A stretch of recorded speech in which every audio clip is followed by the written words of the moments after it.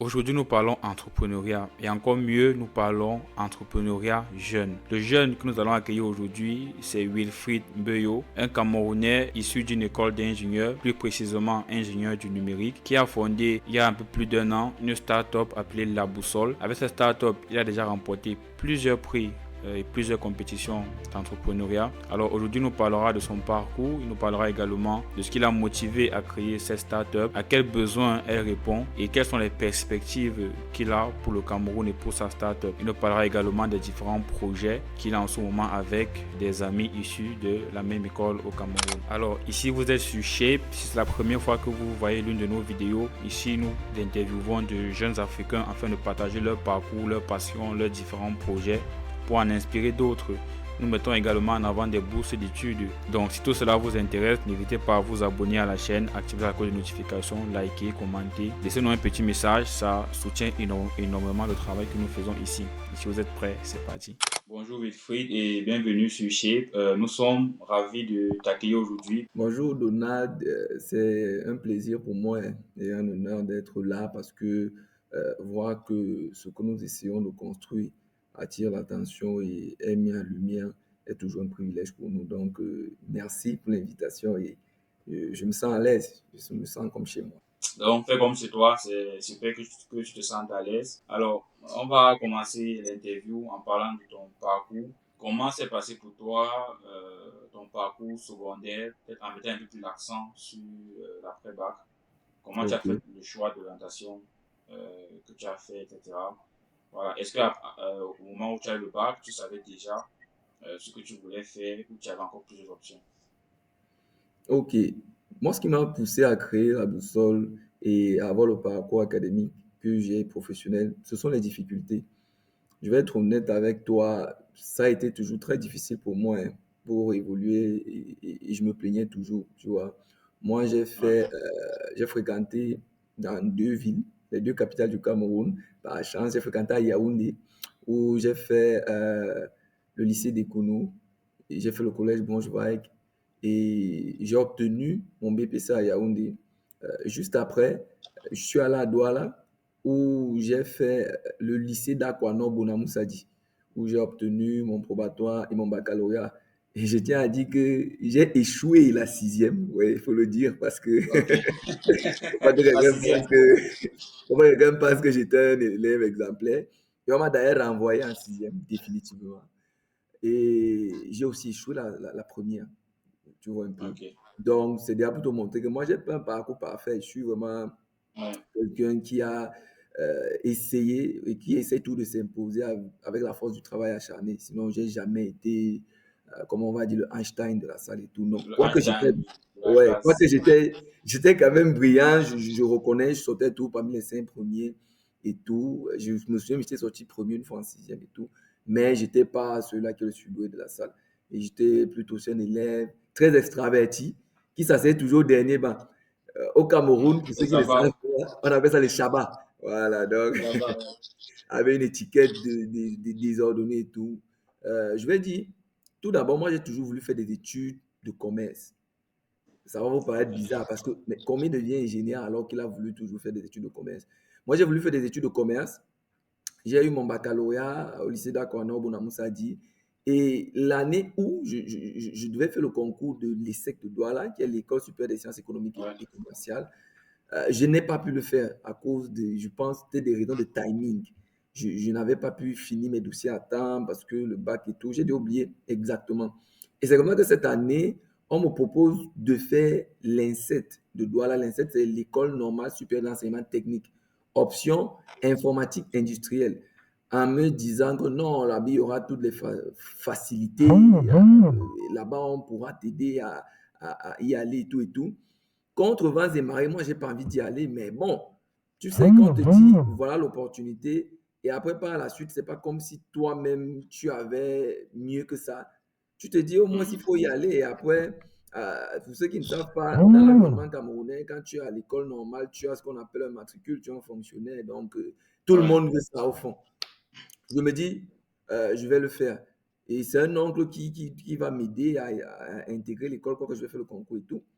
Et ça se passe très mal. J'échoue le concours avec fracas. Et figure-toi, les Avec les fracas. résultats, malgré tout ce qui était mis en place, j'échoue avec fracas. Et figure-toi, les résultats pas sortis en décembre. Donc, Ouais. je ne me suis pas préinscrit à l'université parce qu'il m'avait dit non, ça sert à quoi de te préinscrire et tout. Tu vas gaspiller l'argent pour rien, c'est sûr. Tu vas. Toi-même, tu connais le pays, Mhm. tu connais le continent, Ouais. tu connais l'Afrique. J'échoue avec fracas. Ouais. C'est là que je pense que le processus de transformation a changé. Parce que quand j'échoue, je reçois une douleur profonde. Parce que, tu sais, Donald, moi, ce qui m'a tout maintenu euh, debout, c'est que je n'ai jamais perdu l'objectif de vue. Même à l'époque où j'étais un élève désordonné en sixième et tout, je n'ai jamais perdu Ouais. l'objectif de vue. Donc, je me dis, non, Wilfried, moi, je ne veux pas finir ma vie comme un moins que rien. Passe-moi l'expression. Je ne veux pas finir ma vie comme quelqu'un vraiment qui n'a rien du tout. La même année, j'ai un ami qui réussit le concours d'Esprit. Esprit, c'est une très grande école de Ouais. technologie. En Tunisie. Oui, j'ai un autre ami qui réussit le concours de Cheikh Anta Diop, faculté de médecine au Sénégal. Ouais. Ouais. Quand Wow. je reste là, j'ai froid au dos, je dis merde. Ce sont des camarades à moi et je me dis waouh. Donc c'est moi qui vais rester le porteur de sac maintenant. Non, non, non, c'est là c'est là que le déclic se passe. On Ouais. me dit tu peux toujours t'inscrire en décembre pour faire X, Y, tu vas commencer, même si tu es en retard. Je dis je ne fais pas l'université. J'ai dit, je vais faire un an de préparation au concours dans les grandes écoles et je vais réussir. Personne ne me croit, Donald, je te jure. Même ma propre mère me dit, non. Parce qu'on connaît mon caractère et je ne les en veux pas. J'étais quelqu'un de très dispersé, il faut être honnête. Très dispersé. Tu Ouais. vois, un jeune qui aime sortir, aller en boîte. Tu vois un peu. C'était ça mon caractère. Mhm. Ça, c'était une évidence. Donc, quand on voit derrière mon caractère, et après, moi, je leur convainc que non, je vais aller préparer les concours sur un an. On dit non, on l'a perdu. Parce que les un an là, au lieu de préparer le concours, Seigneur, il n'aura peut-être même plus rien du tout dans la tête d'ici la prochaine, d'ici la prochaine entrée. Mais Ouais. moi, bien heureusement, je suis quelqu'un qui est hyper focalisé, qui veut faire quelque chose. Je pense que c'est l'une de mes forces. Je sais pratiquer l'hyper focalisation. Donc, je t'assure, j'ai tout mis de côté. J'ai tout mis de côté, Donald. J'ai fait une école de préparation concours. J'ai fait une année dans cette école. On appelle ça les classes scientifiques. Donc, c'était les meilleurs prépas au Cameroun, c'est eux. Je suis allé là-bas. Donald, ma vie, ce n'était que l'école. Je me suis mis dans le noir. Comment on dit, il te met dans le noir total. J'ai coupé les ponts Ouais. avec tous les amis, comme on a dit, les amis, pour sortir, pour faire des choses qui ne sont pas très utiles. J'ai coupé tous les ponts. Mhm. Ma T'as vie fait le était, stage bloqué. oui, stage bloqué, comme on le dit. Et moi, je sais que moi, j'ai des facultés intellectuelles quand même qui me permettent à ce que si je me mets à fond, ça va le faire. Donc, moi, j'avais confiance en moi. C'est pour ça que j'ai fait un an de décembre à mai. J'ai préparé les concours, préparé. Je faisais les classes scientifiques. Vraiment, j'étais déjà. Moi, je sentais comment j'étais lourd. Et là, quand mai arrive, j'ai ciblé trois concours. J'ai fait l'ESSEC, comme c'était toujours mon école de rêve. Je voulais être financier.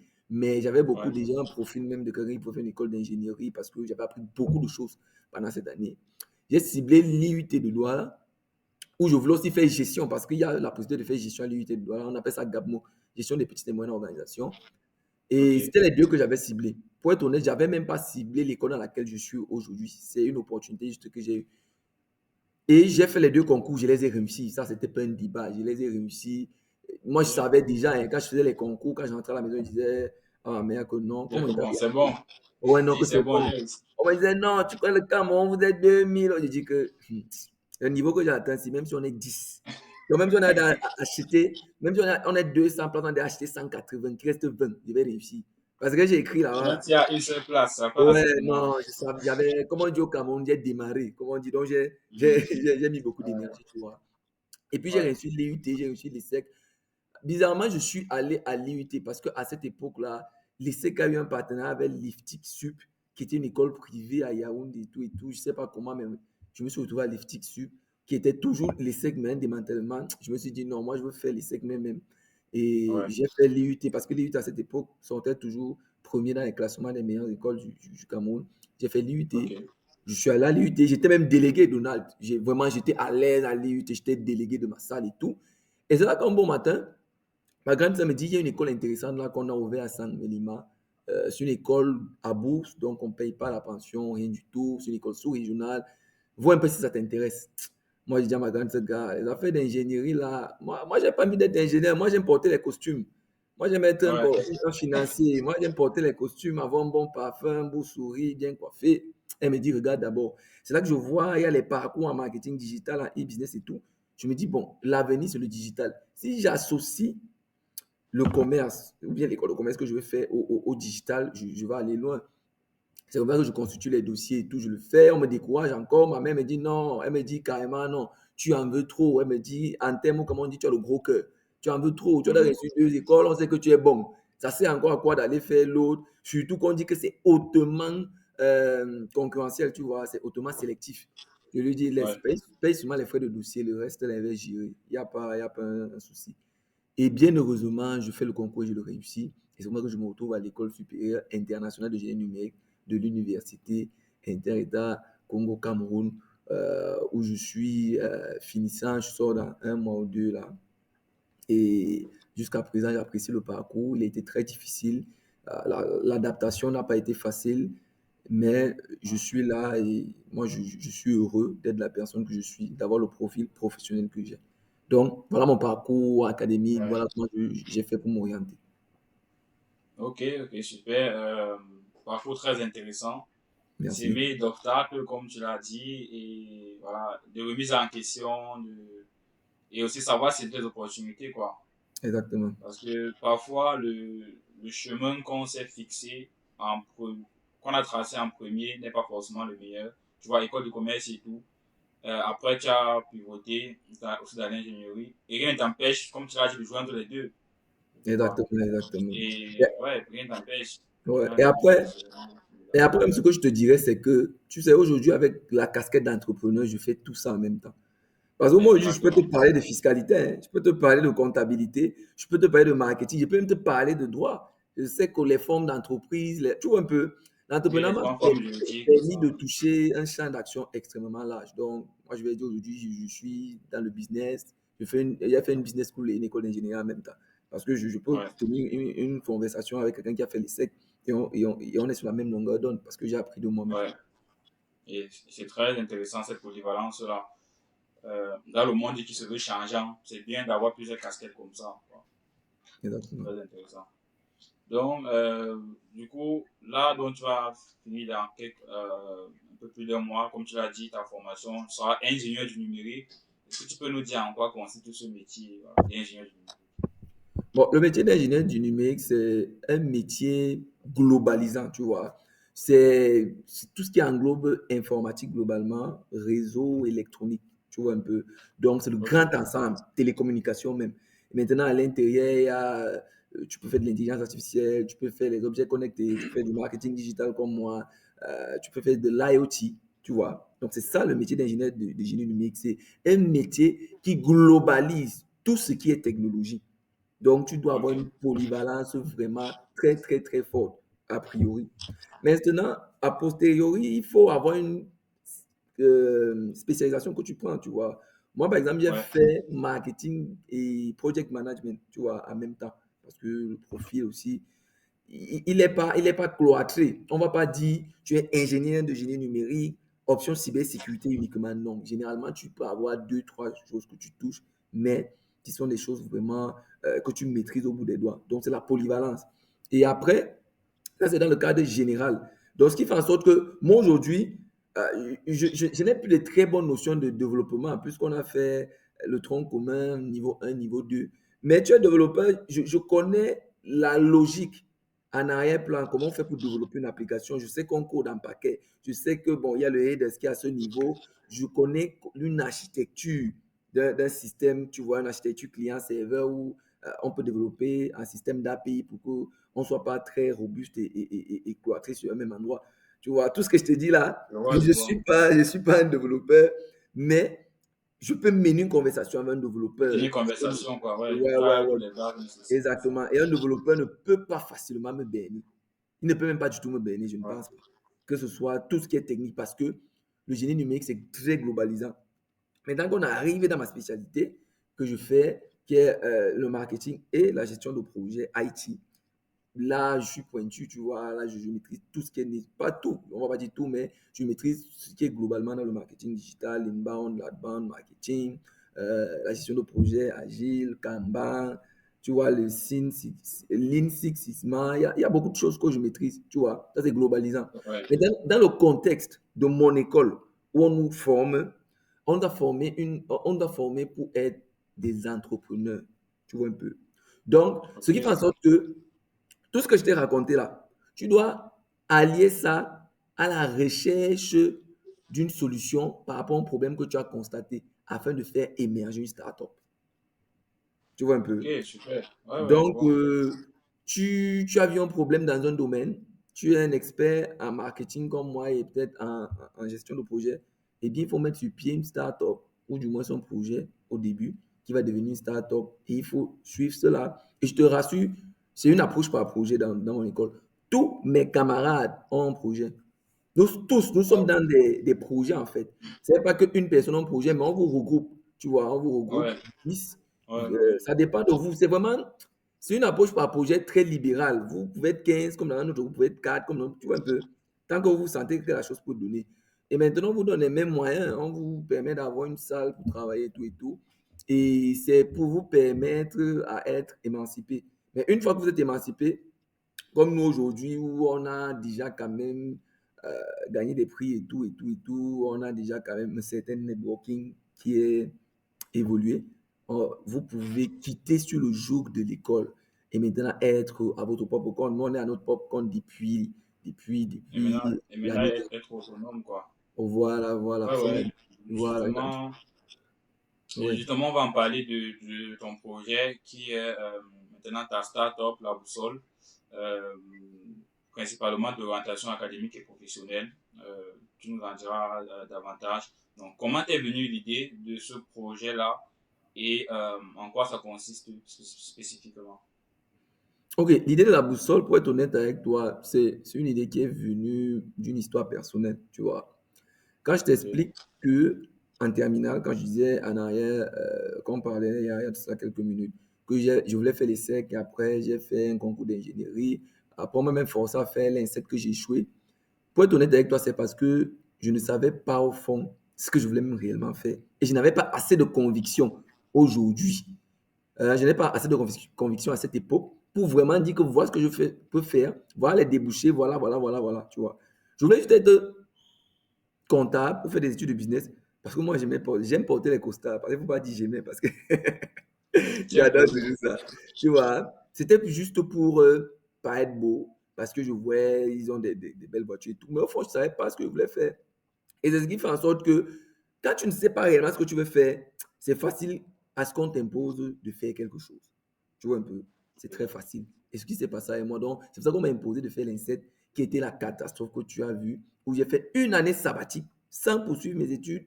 Et c'est une période de traumatisme. Je ne peux vraiment pas vouloir ce qu'un enfant vive cela. Parce que ce que tu ne sais pas, c'est que quand tu ne poursuis pas des études, tu es toujours mal à l'aise quand tu parles avec tes camarades qui viennent d'avoir le bac. Quand ils te disent, oh, moi je suis en première année en physique, ils te parlent des unités d'enseignement.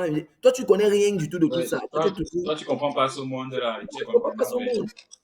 Obligé de mentir, de faire comme si, non, toi, tu fais une filière et quand on veut déjà parler dans le domaine technique, là, tu te rétractes, tu vois un peu. Ça m'a vraiment frustré. Ouais. En famille même, c'était grave.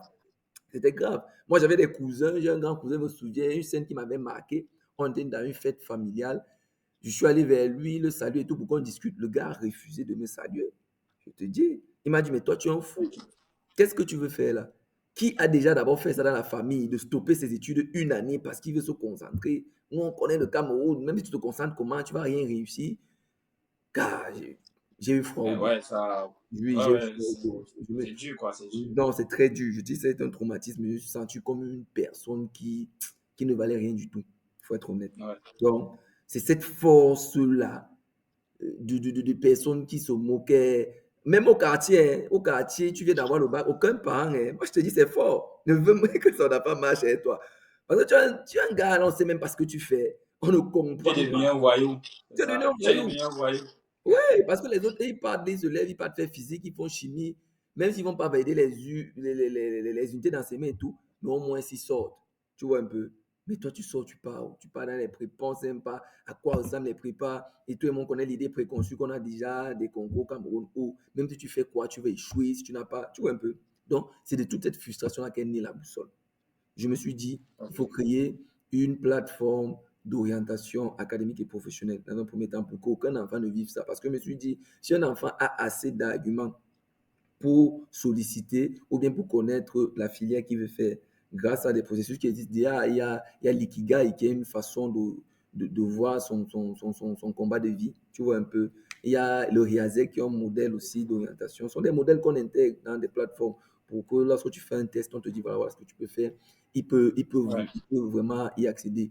Il y a aussi ces problèmes-là de ces jeunes qui ne savent pas toujours qu'il y a une autre école qui fait la même chose que tu veux faire, mais dans une ville où il y a moins de population, il y a moins de concurrence, tu vois. C'est ça la boussole dans un premier temps. Et on a créé la première version, on a une base de données dans la première version de plus de 300 écoles qu'on a mis, je t'assure, du Cameroun et du Congo. Donc, on a carrément un annuaire universitaire où tu peux venir voir l'université Yaoundé 1, on te présente ses facultés, on te présente ses écoles, tu vois, les filets de ces écoles, les débouchés, vraiment, c'est quelque chose de waouh. On a une fiche détaillée de plus de 500 métiers qu'on présente, les débouchés de ces métiers, les types d'entreprises qui peuvent te recruter, quelles sont les compétences que tu dois avoir, les prérequis et tout. Et avec le temps, on a vu qu'on ne peut pas seulement se cantonner à l'orientation. Donc aujourd'hui, on est dans trois grands domaines qui sont l'orientation professionnelle, la formation en ligne et la recherche d'emploi. Donc c'est pour ça que tu vois aujourd'hui, on publie beaucoup d'offres d'emploi pour aider les jeunes chercheurs d'emploi à pouvoir se retrouver. Et on va lancer au mois de juin une fonctionnalité qui permet de se former en ligne. Ça, c'est bon, c'est un secret de Polichinelle. C'est déjà prêt, tu vois, la fonctionnalité, mais il faut juste Ok. qu'on l'intègre dans les formations. Et c'est ça la boussole aujourd'hui, orientation, formation, emploi. Donc, pour prendre toute la chaîne alimentaire afin de ce que, au final, tu sortes avec la possibilité d'avoir une insertion socio-professionnelle réussie, soit en devenant entrepreneur comme moi, soit en ayant un emploi décent, soit en faisant de l'auto-emploi. Parce que quelqu'un qui a un kiosque Orange Money et qui a des marges qui fait chaque jour n'a rien à fonctionner, je t'assure, ou bien qui est semaine. Donc, c'est un peu Oui, ça la bien sûr, boussole bien sûr. aujourd'hui. Ok, super, super solution qui répond à un besoin indéniable quoi, dans la société, l'orientation académique et professionnelle.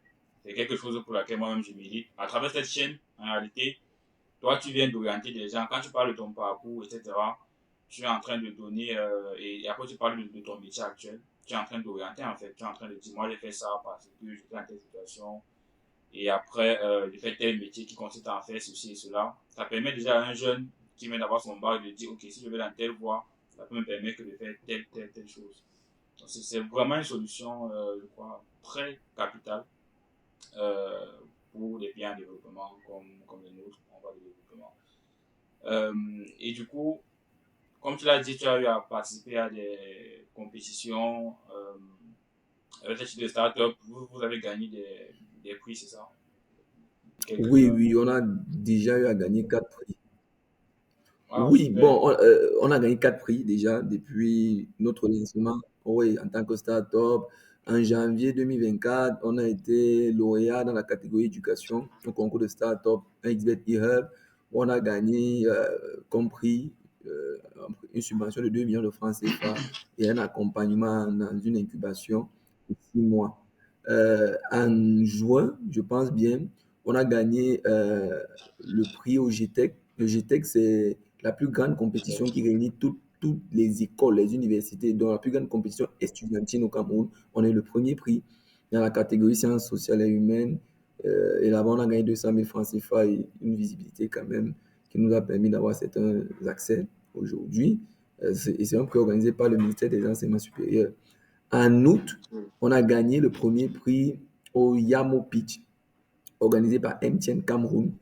Euh, et la prime était de 1 million de francs CFA sous forme de subvention, ce qui nous a permis aussi aujourd'hui de pouvoir faire beaucoup de choses. Notamment, tu vas voir la fonctionnalité de e-learning qu'on a implémentée, on l'a externalisée parce qu'il fallait que ça aille un peu vite. Donc, on a fait appeler une entreprise qui nous a aidés à faire avancer ça vite. C'est aussi grâce à ces primes-là.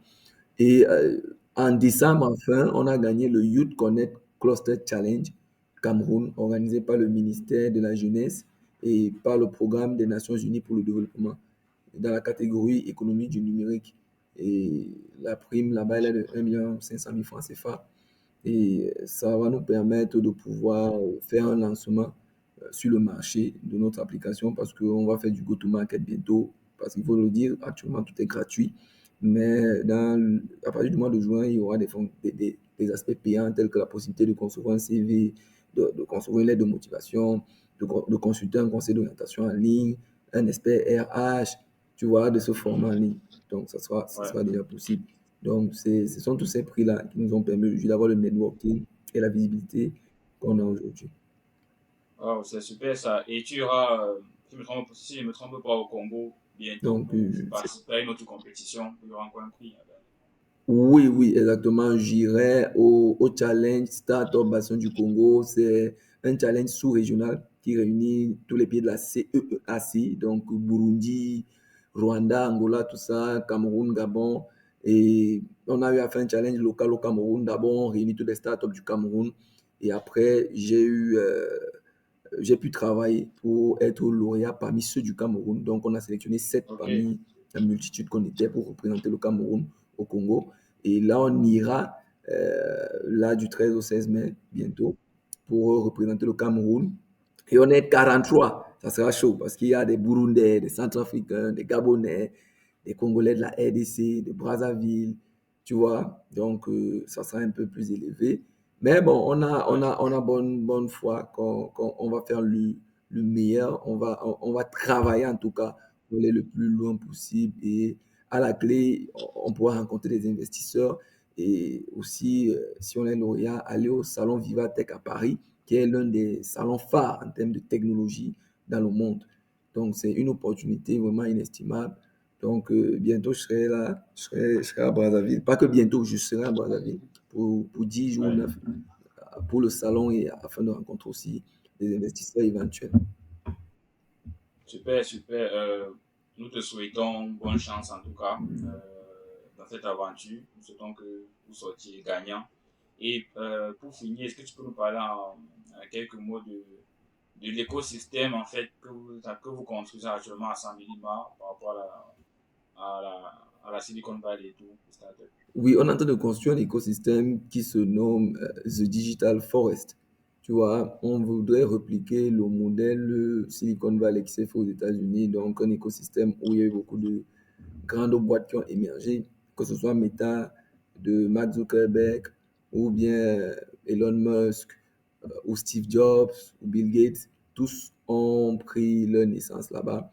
Et on s'est dit, à l'école bien sûr, parce que moi je suis seulement produit de cela, il ne faut pas penser que c'est moi qui ai eu l'idée, non, c'est notre coordonnateur qui est l'équivalent du recteur puisque c'est une école sous-régionale, le professeur Marcel Foudan Jodo, qui est venu avec cette idée-là, cet esprit-là de créer un écosystème où des startups vont naître ici au Cameroun, au sud, à Saint-Mélima, et vont pouvoir avoir un impact qui sera au-delà du Cameroun, au-delà de l'Afrique et sur le plan mondial. Donc c'est pour cela que beaucoup d'initiatives ont été mises sur pied déjà avec l'école qui est là, l'École supérieure internationale de génie numérique. C'est autour de cette école-là que vraiment gravitent aussi toutes les startups qui sont dans notre zone. Et récemment encore, on a eu la chance d'avoir un incubateur d'entreprise qui a été financé et créé par la CEMAC, le Centre des innovations des entreprises digitales ici, qui a déjà été inauguré et on attend juste le fonctionnement opérationnel qui sera très bientôt. Donc, c'est autour de cela qu'on voudrait que Sang Melima ait aussi son mot à dire, ou du moins la Digital Forest, le sud du Cameroun et globalement toute l'Afrique ait son mot à dire en termes d'impact. Et je pense que ça s'est déjà fait. Il y a la Silicon Mountain à Boya qui a eu et qui continue de faire de très belles choses. Il y a des startups qui sont sortis là-bas, qui ont levé des fonds à hauteur du milliard de francs CFA et plus, qui sont un exemple. Donc, on ne veut pas réinventer la roue, mais on veut juste adapter à ce qui se fait déjà au sud et à nos réalités. C'est un peu ça Ouais, l'écosystème The Digital Forest. Et c'est pas seulement pour les étudiants de notre école, non, je tiens à le préciser, c'est tout le monde qui sent qu'il a une innovation qu'il veut faire et qui est prêt à venir résider à San Menima parce que c'est ça le point focal. Il sera toujours ouais. la bienvenue, c'est un peu ça. Ok, ok. Vraiment super. Nous souhaitons vraiment que tous ces projets puissent fleurir et que voilà, le Cameroun soit aussi référence en termes d'entrepreneuriat, aussi dans le domaine technologique. Parce que très souvent, on parle Oui, de l'entrepreneuriat plus dans le domaine agricole, tout ça, mais c'est aussi bien d'aller vers la tech, parce que c'est ça qui est en pleine croissance actuellement, dans laquelle il y a encore beaucoup exactement. d'opportunités. Ouais, d'opportunités. Exactement. Ok, Et je voulais peut-être dire que Donald, ouais, avant que tu ne continues, je voulais peut-être dire que la boussole n'est qu'une start-up parmi tant d'autres hein, dans l'écosystème. Et je t'assure, il y a plusieurs start-up qui ont déjà gagné des prix. Je me souviens la start-up Tala d'un frère congolais qui a gagné le prix de l'innovation Denis Sassou Nguesso en 2023. Il y a la start-up la tablette numérique Horizon qui a gagné aussi un prix au GTEC. Il y a la startup langue maternelle. Donc, plusieurs startups ont déjà gagné des prix. Ce n'est pas que moi, juste que je dirais peut-être je suis celui qui est un peu le plus en avant sur le plan de la lumière aujourd'hui, qui est le plus mis en lumière. Mais mm, je tiens à assurer que l'écosystème ne tourne pas autour de la boussole. Il y a beaucoup de startups qui ont gagné des prix. il y a beaucoup. Peut-être qui ne sont pas, oui, qui n'ont pas encore la visibilité que j'ai, mais elles existent et elles sont là. Ouais, intéressant. Très, très, très intéressant. Ok, bon, cette petite précision sera donc le mot de la fin. En tout cas, je voulais te remercier encore grandement d'avoir pris le temps de partager tout cela avec nous, présenter ton projet de start-up, ton parcours et les choix par lesquels tu es passé. Donc, j'espère vraiment que ceux qui nous écoutent, qui vont s'enrichir de cela et qu'ils essaieront ta solution. D'ailleurs, on la mettra en description de la vidéo, qui peut découvrir votre site web et tout, qui peut tester votre solution, la boussole. Et voilà, Ouais. n'hésitez pas à vous abonner à la chaîne, partager la vidéo à toute personne qui pourrait être intéressée. On vous dit à plus tard pour une nouvelle vidéo. Ok, à plus tard.